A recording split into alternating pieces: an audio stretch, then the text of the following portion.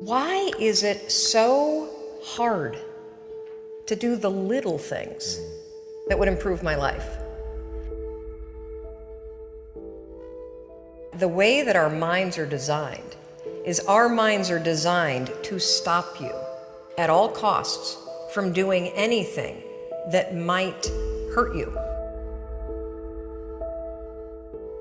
There are so many people in the world, and you know, you may be watching this right now, and you have these incredible ideas, and what you think is missing is motivation. And that's not true.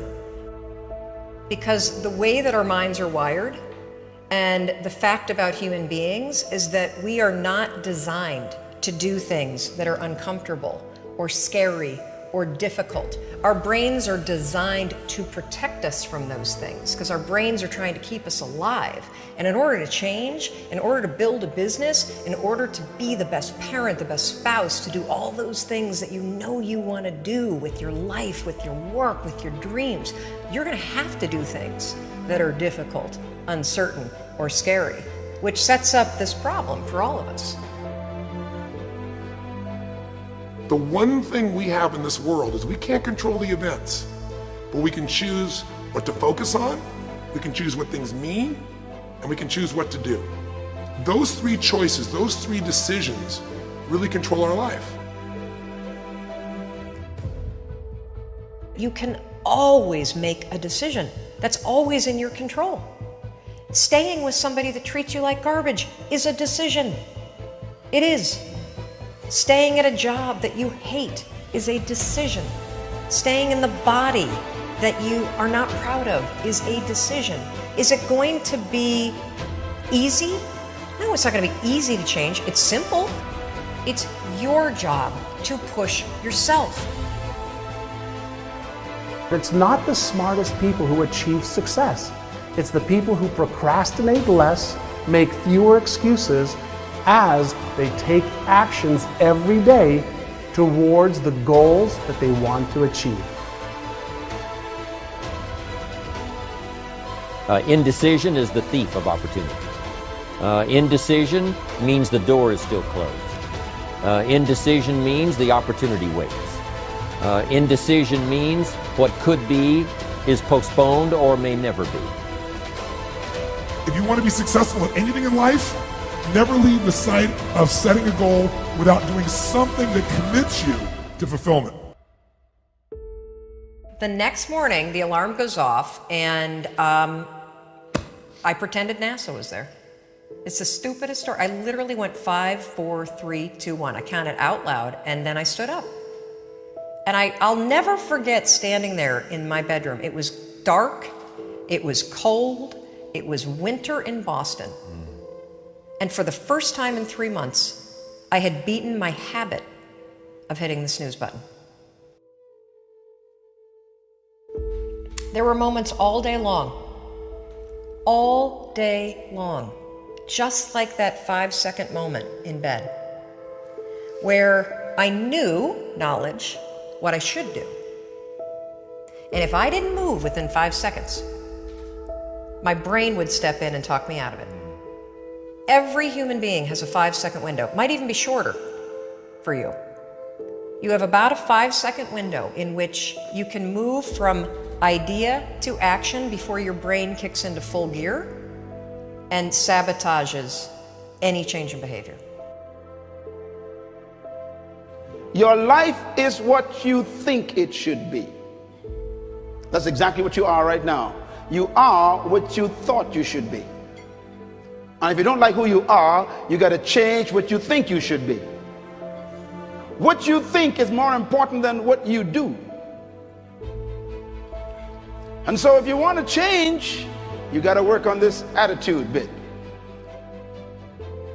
Decide, commit, act, succeed, repeat. The one thing that all the greats have in common is they sweat the small stuff. They pay very, very close attention to every detail. What makes you comfortable can ruin you. And what makes you uncomfortable is the only way to grow. What you are and what you become depends on how you use your time. The billionaire and the beggar both have 24 hours every day. The old and the young, the black and the white, the Indian and the Asian are all given the same amount of time every day. You cannot stop a day. You cannot stop an hour. But you can control how it will be used. Your life comes down to your decisions, and if you change your decisions, you will change everything. When you understand the power of a 5-second decision, and you understand that you always have a choice to go from autopilot to decision maker, everything in your life will change. You will be a different negotiator, you will be different in sales, you will be unstoppable in the gym, because you will realize the amount of garbage that you put in the way of your hopes, of your dreams, of your potential, of your confidence, of your courage. Everything comes down to the decisions that you make. Take ownership. Take extreme ownership. Don't make excuses. Don't blame any other person or any other thing. Get control of your ego. Take ownership of everything in your world, the good and the bad. Take ownership of your mistakes. Take ownership of your shortfalls. Take ownership of your problems. And then take ownership of the solutions that will get those problems solved. Take ownership of your mission. Take ownership of your job, of your team, of your future, and take ownership of your life. The first source of inspiration is deciding. Second source of inspiration is planning. And now, here's a big source of inspiration, beginning. Getting started.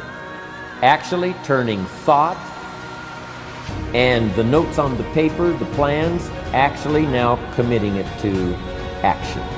Getting started. I'm a humongous believer that ideas are and that execution's the game.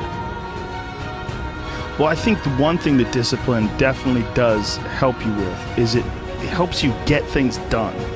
And when you get things done, when you actually do things, you have more success.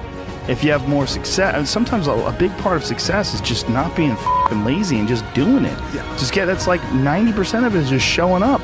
Get there and start working. Like, you're not gonna feel perfect every day. If I only worked out when I felt good, I'd be a fat f***. Discipline, it does start with waking up early. It really does. But that is just the beginning. And I always say that discipline is the root of all good qualities. But you have to absolutely apply it to things outside of just waking up early. It's everything. It's working out every day, making yourself stronger and faster and more flexible and healthier. Discipline is eating the right foods to fuel your system. It's about disciplining your emotions so you can make good decisions. Doing the tasks that you don't necessarily want to do, but that you know will help you. The thing about self-discipline is that it is necessary for everything you do in your life. You have to be self-disciplined. Discipline is not punishment. It's not. If you change your mindset and really focus it on what discipline really is, you start to welcome discipline. You welcome self-discipline into your life. You people have to know you, not because, oh, he's a good salesman. Oh, he's a good this. Oh, he's an artist. People need to know you for one major thing first. He works. He produces. The guy's there every day. The guy's pushing and shoving. Because the truth is, no matter how good your ideas are, how good your art is, or how good your skill set is, If you're not working, man, if you're not vibrating at a frequency that people say, my God, how does that guy do all that? If you're not vibrating at that rate, if you're not working at that level, you're not going to make it.